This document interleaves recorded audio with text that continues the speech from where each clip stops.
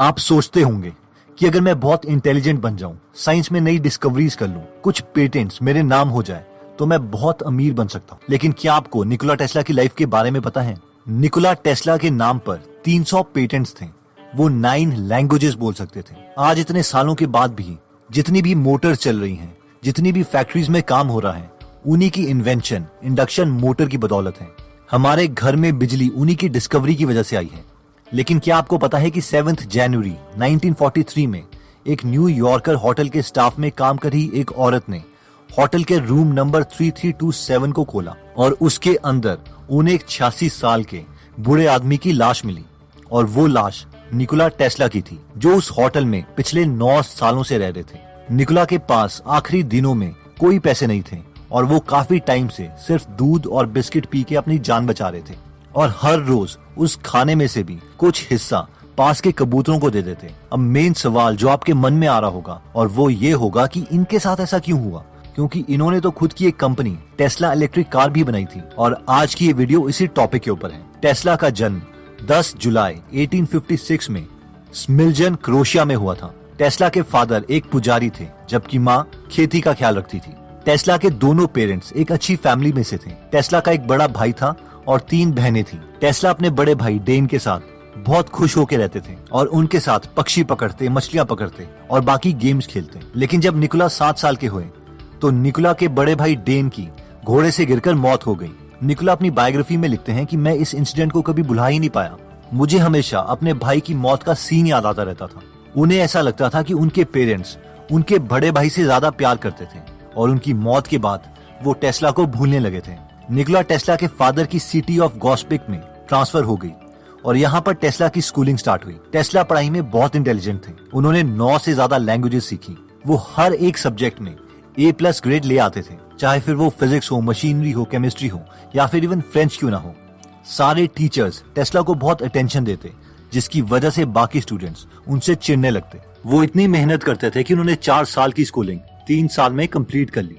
Schooling के बाद जब टेस्ला घर पहुंचे तो उन्हें कॉलरा नाम की बीमारी हो गई थी, जिससे उनकी मरने वाली हालत हो गई। टेस्ला के डैड को लगा कि वो मर सकते हैं और अपने बेटे की खुशी के लिए उन्होंने टेस्ला से कहा कि तुम जो बनना चाहो वो तुम बन सकते हो और मैं तुम्हें पुजारी बनने के लिए मजबूर नहीं करूंगा। और लकीली टेस्ला कॉलेरा से रिकवर हो गए और उन्होंने ऑस्ट्रिया में पॉलिटेक्निक ज्वाइन कर लिया। पॉलिटेक्निक में उनके साथ एक लाइफ चेंजिंग इवेंट हुआ।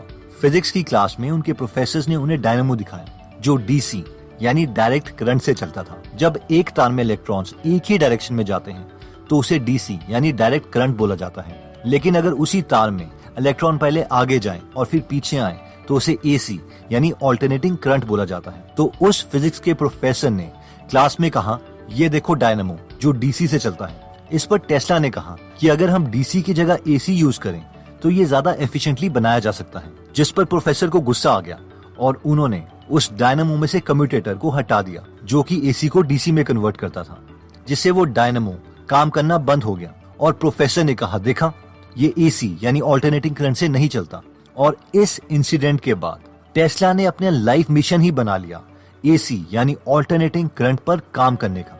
और उनकी पूरी लाइफ की मैक्सिमम डिस्कवरीज AC से ही रिलेटेड हैं। अपने कॉलेज के फाइनल ईयर तक आते आते टेस्ला स्टडी से बोर हो गए और उन्होंने जुआ, ताश वगैरह खेलना स्टार्ट कर दिया और कॉलेज बीच में ही छोड़ दिया। अपनी फादर की डेथ के बाद उन्होंने ब्यूडापेस्ट में एक अमेरिकन टेलीफोन एक्सचेंज पर काम करना शुरू किया, जहां पर वो खंभों पर चढ़कर टेलीफोन लाइंस को ठीक करते हैं। टेस्ला इमेजिनेशन में बहुत अच्छे थे। वो कहते हैं कि पार्क में चलते चलते भी वो पूरी मशीन इमेजिन कर लेते थे, उसका एक एक पार्ट, वो कैसे घूमेगी, कैसे काम करेगी, एक्सेट्रा। तो एक बार पार्क में चलते चलते उन्होंने एक बहुत ही फेमस कॉन्सेप्ट सोचा, जो आजकल के हर इलेक्ट्रिकल इंजीनियर को पता है, जिसे AC मशीन्स चलती हैं, और वो था रोटेटिंग मैग्नेटिक फील्ड्स। इस समय थॉमस एडिसन भी अपने बिजनेसेस में काफी सक्सेसफुल हो चुके थे। उस वक्त एडिसन की कंपनी अमेरिका और पूरे यूरोप में अमीर लोगों के घर में अपनी DC करंट से लैंप लगवाती थी और रोशनी देती थी, जिससे वो काफी पैसे कमा रहे थे। टेस्ला एडिसन को सेंट्रल स्टेशन में एक लेबोरेटरी में मिले और एडिसन ने टेस्ला से पूछा कि उन्होंने कभी किसी इंसान को खाया है। ऐसा एडिसन ने टेस्ला से इसलिए पूछा क्योंकि जहां पर टेस्ला रहते थे उनके पास एक गांव में लोग मानते थे कि ड्रैकुला अभी भी जिंदा है। एडिसन ने टेस्ला को अपनी कंपनी में नौकरी दे दी। टेस्ला को एडिसन का काम करने का स्टाइल बहुत ही अजीब सा लगता था, क्योंकि एडिसन हर परम्यूटेशन कॉम्बिनेशन लगा के डिस्कवरीज करते थे, जबकि टेस्ला को लगता था कि ये टाइम वेस्टिंग है, क्योंकि एक दो फिजिक्स की छोटी इक्वेशंस को यूज करके एडिसन अपना काफी टाइम बचा सकते थे। इस वक्त तक टेस्ला एक सक्सेसफुल एसी इंडक्शन मोटर बना चुके थे और ये उन्होंने एडिसन को बेचने की सोची, लेकिन एडिसन को वो बिल्कुल पसंद नहीं आई और उन्होंने उस प्लान को रिजेक्ट कर दिया। एडिसन ने टेस्ला से कहा कि अगर वो उनके इक्विपमेंट्स को रीडिजाइन करके उन्हें ज्यादा एफिशिएंट बना लें तो वो उन्हें $50,000 देंगे। टेस्ला ने कुछ ही दिनों में एडिसन के इक्विपमेंट को रीडिजाइन किया और एडिसन से अपने $50,000 मांगे, जिस पर एडिसन ने हंसते हुए टेस्ला से कहा, क्या यार, ये एक अमेरिकन जोक था, तुम तो बहुत नासमझ हो, ये भी नहीं समझे। टेस्ला को ये बात अच्छी नहीं लगी और उन्होंने जल्दी ही एडिसन की नौकरी छोड़ दी।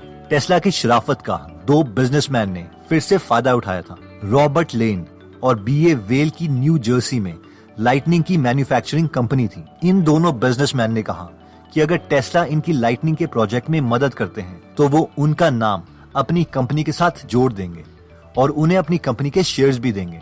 लेकिन टेस्ला ने इंसिस्ट किया कि वो इस प्रोजेक्ट के बाद अपनी एसी मोटर को डेवलप करने में इन्वेस्टमेंट चाहते हैं, जिस पर वो दोनों बिजनेसमैन मान गए। टेस्ला ने बहुत मेहनत करके बहुत सी स्ट्रीट्स और फैक्ट्रीज में आर्क लाइटिंग को इंस्टॉल करवाया। उनका काम मैगजीन में भी पब्लिश हुआ, लेकिन जैसे ही कुछ महीने में आर्क लाइटिंग का काम खत्म हुआ, टेस्ला को कंपनी से निकाल दिया गया। दोबारा से टेस्ला के पास कुछ पैसे नहीं बचे।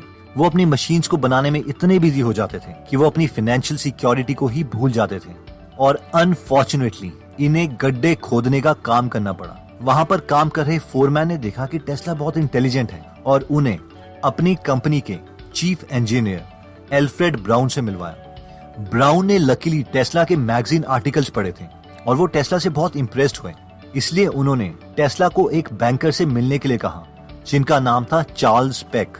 ब्राउन ने कहा कि अगर टेस्ला पेक को इम्प्रेस कर देंगे तो पेक उन्हें उनके काम के लिए फंडिंग दे सकते हैं। उस वक्त एक अंडे को सीधा खड़ा करना एक बहुत ही बड़ी स्किल मानी जाती थी और टेस्ला ने कुछ ऐसा ही किया।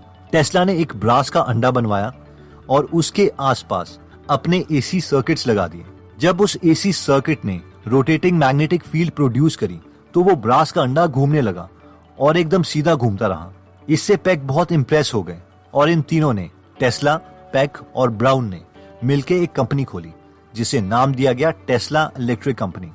अगले 15 सालों में टेस्ला ने बहुत इन्वेंशंस करी और बहुत काम पेटेंट करवाया। 1888 में टेस्ला ने एक स्पीच दी जिसका नाम था a new alternating current motor, जिसमें उन्होंने पहली बार दुनिया को दिखाया कि इलेक्ट्रिसिटी सिर्फ लाइट्स के लिए ही नहीं बल्कि अप्लायंसेज और फैक्ट्रीज में मशीन्स के काम भी आ सकती है। ये लेक्चर बहुत ही फेमस हुआ। वेस्टिंग हाउस के एक इन्वेस्टर बहुत जल्दी टेस्ला से मिलने आए क्योंकि वो समझ गए थे कि टेस्ला बहुत बड़ी इन्वेंशंस करने वाले हैं। वेस्टिंग हाउस ने टेस्ला को कहा कि वो टेस्ला को $5,000 देंगे, 20,000 के स्टॉक ऑप्शंस देंगे और हर एनर्जी प्रोड्यूस करने के लिए $2.5 देंगे एज अ रॉयल्टी। टेस्ला और वेस्टिंग हाउस के इंजीनियर्स ने एसी मोटर के डिजाइन को इम्प्रूव करने के लिए काम करना शुरू किया। ऑल्टरनेटिंग करंट की तरक्की देख के एडिसन को बहुत गुस्सा आया और वो चाहते थे कि लोग उनकी कंपनी से डीसी इक्विपमेंट्स लें, इसलिए उन्होंने एक चाल चली। उन्होंने एक इलेक्ट्रिक चेयर बनाई जिससे लोगों को करंट देके मरवाया जा सके। उसके बाद उन्होंने विलियम कैमलन नाम के एक अपराधी को चूज किया। इस अपराधी को वैसे भी मौत की सजा होनी थी क्योंकि इसने अपनी वाइफ का मर्डर किया था, इसीलिए विलियम को इस चेयर को यूज करके मारा गया जिसमें ऑल्टरनेटिंग करंट यूज किया गया। पहले विलियम के मुंह से झाग निकली, उसके बाद उनकी बॉडी हार्ड हो गई। सब उसकी मौत को देख के हैरान हो गए थे और उन सब लोगों को बताया गया कि इनको मारने के लिए ऑल्टरनेटिंग करंट यूज हुआ है, इसलिए ऑल्टरनेटिंग करंट खराब है। उसके बाद भी एडिसन नहीं रुके। उन्होंने 24 कुत्तों को एसी से टॉर्चर किया, एक घोड़े को एसी करंट देके मार दिया और एक फीमेल एलिफेंट को भी करंट देके मरवा दिया और उस पर एक शॉर्ट मूवी बनाई और सबको दिखाया कि ऑल्टरनेटिंग करंट कितना खतरनाक है। लेकिन टेस्ला नहीं रुके और उन्होंने एसी मोटर्स का डिजाइन पूरा किया। 1890 में टेस्ला को the American institute of electric engineers का वाइस प्रेसिडेंट बना दिया गया। उन्होंने बहुत सी डिस्कवरीज करी। उन्होंने ऑसिलेटर्स बनाए जिसकी मदद से फ्रीक्वेंसी को चेंज किया जा सकता है, कंडेंसर बनाया, इलेक्ट्रिक मीटर बनाया, इवन एक्सरेज पर काम किया। टेस्ला पहले इंसान थे जिन्होंने बताया था कि एक्सरे हमारी बॉडी के लिए खतरनाक हो सकता है। टेस्ला ने यह भी दिखाया कि किस तरीके से इलेक्ट्रिसिटी को बिना तारों के ट्रांसफर किया जा सकता है। It powers up. And the closer I get to it, the more it powers up.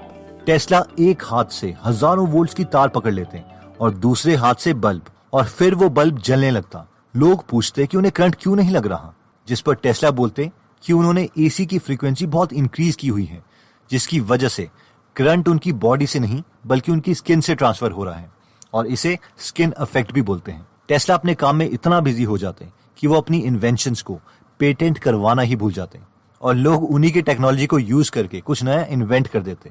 For example radio. Macaroni, जिन्होंने सबसे पहले रेडियो का प्रैक्टिकल डेमोन्स्ट्रेशन दिखाया, उन्हें नोबेल प्राइज दिया गया, जबकि उसमें टेस्ला की बहुत सी टेक्नोलॉजी यूज की गई थी। टेस्ला ने अपने बहुत से काम पेटेंट नहीं करवाए थे, इसीलिए इस टेक्नोलॉजी के लिए उन्हें अपनी मौत के बाद क्रेडिट मिला।